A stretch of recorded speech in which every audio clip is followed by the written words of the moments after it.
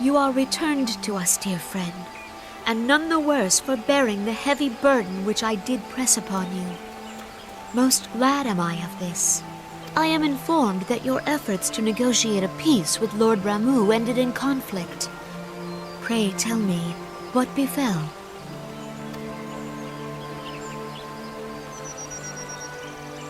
Ramuh made trial of you? I fear there is truth to his claim. It is the darkness within us that attracts the darkness without.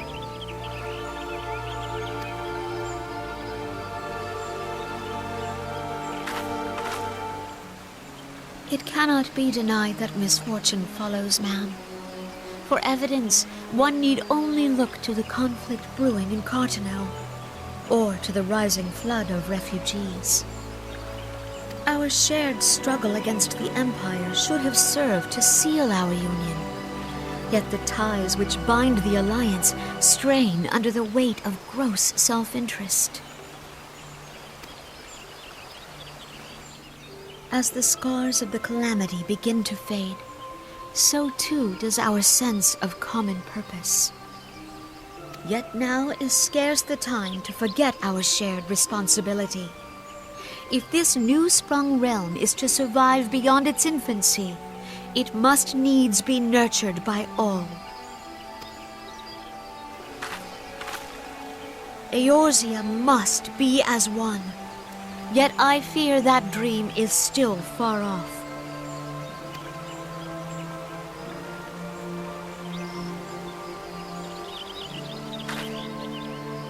On behalf of the people of Gridania, and the elementals both, I thank you for all that you and your fellow scions have done. Full oft have I been compelled to look to you for aid of late, and offered all too little in return. As leader of this nation, I shall endeavor to prove a more worthy ally to your cause henceforth.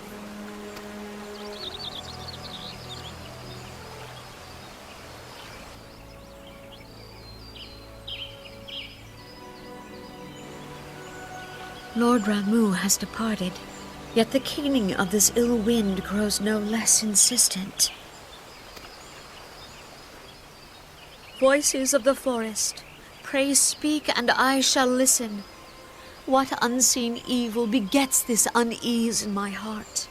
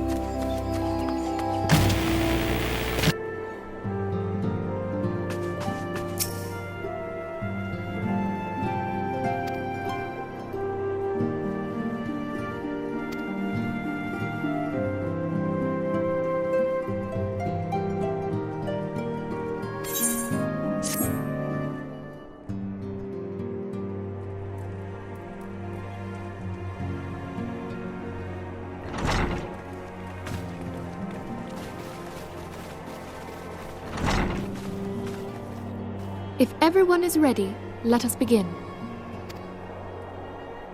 Urianger, the floor is yours.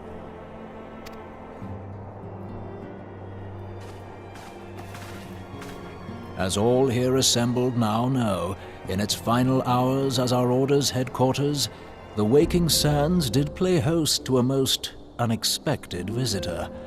I speak of the Ascian clad in white, Elidibus. Unwelcome though his presence was, his words that day did serve to confirm a truth long suspected, that the Ascians are eternal beings, to whom physical destruction is as a temporary inconvenience. In the intervening time, Urianger and I have striven to discover a means by which the Ascians might more permanently be slain. And 'tis my belief that we have found the thread that will allow us to unravel the twisted skein of their existence. In the moments prior to Leviathan's most recent manifestation, the Sahagin elder who summoned him was observed to undergo some manner of ascension. The etheric readings taken by Y'shtola at the time of this transfiguration have proven most enlightening.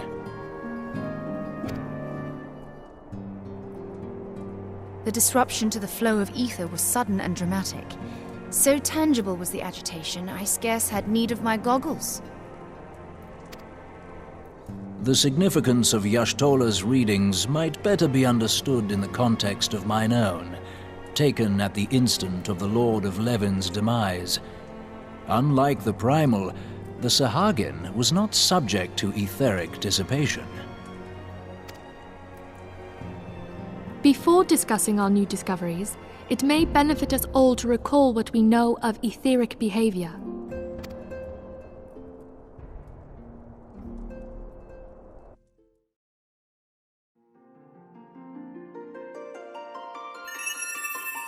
Let us begin at what some might call the end. When we who dwell in the material realm die, our spirits dissolve into the flow of ether and are returned to the ethereal realm. In turn, the restless energy which suffuses that plane streams back into our world, giving rise to new life.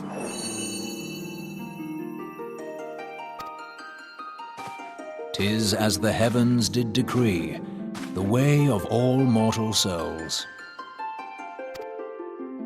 Twixt this world and the next do the ethereal currents swirl, bearing the very essence of life.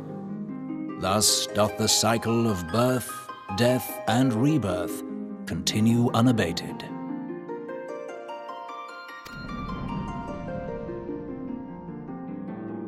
Primals behave somewhat differently.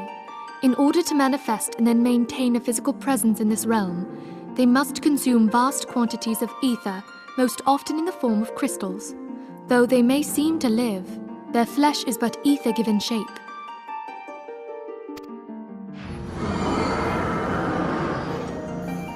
Thus, a defeated primal leaves behind no broken corpse.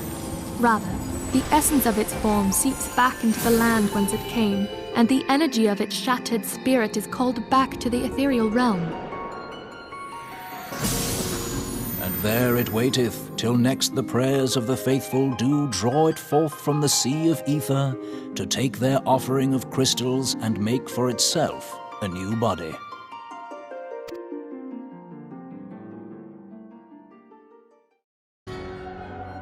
Which brings us on to the third group, the so-called immortals. They exist in a manner all their own. Quite. Even as the Sahagin elder fell to the Admiral's musket shot, I witnessed the release of an ethereal cloud, which immediately took possession of a nearby minion. A soul that dissipateth not upon the death of the flesh. The secret of life everlasting, and in the claws of a Sahagin no less. But I wonder, what would happen to one of these obstinate spirits should there be no suitable host for it to claim? If mortal death entails a return to the ethereal realm, it seems doubtful that the soul of an immortal would venture there.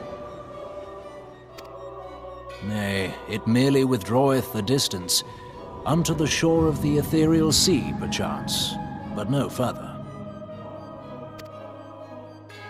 Yes, it exists in neither this realm nor the next, abiding instead in the space that lies between them.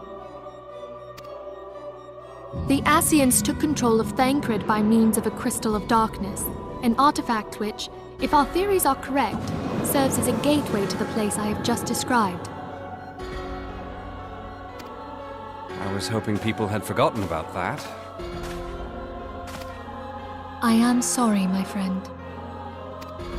For a mercy, the weary road of our research hath brought us unto an answer. The Sahagin ascended to an immortal state, but he did not possess a crystal of darkness through which to flee this realm. Thus was he consumed by Leviathan.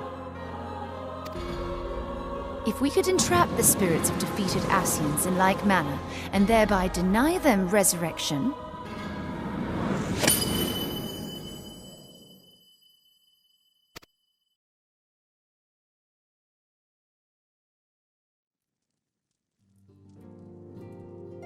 Therein lieth the path to victory. Thou art most perceptive, my lady. Only when we have trapped the bodiless soul within an ethereal prison can we hope to defeat its unnatural constancy. Thus might even an eternal paragon be consigned to oblivion. These feats are, of course, far easier said than done. At present, we lack a viable means to entrap and extinguish an Ascian soul. Yet, I believe it to be possible. The pieces of the puzzle lie before us. We have but to put them together.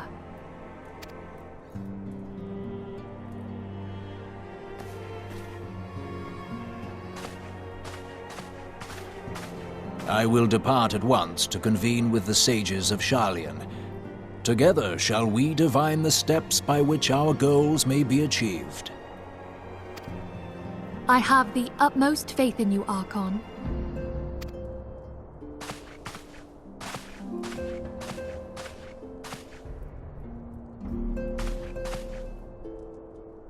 Beg pardon, antecedent, but I would raise one final matter. Even now, a Sharlayan survey party seeketh to ascertain the fate of the students of Baldessian. Their findings shall soon be known to us. Though you harbor feelings of dread, I bid you surrender not to sorrow, but abide instead in hopeful prayer. I shall, Archon. Thank you.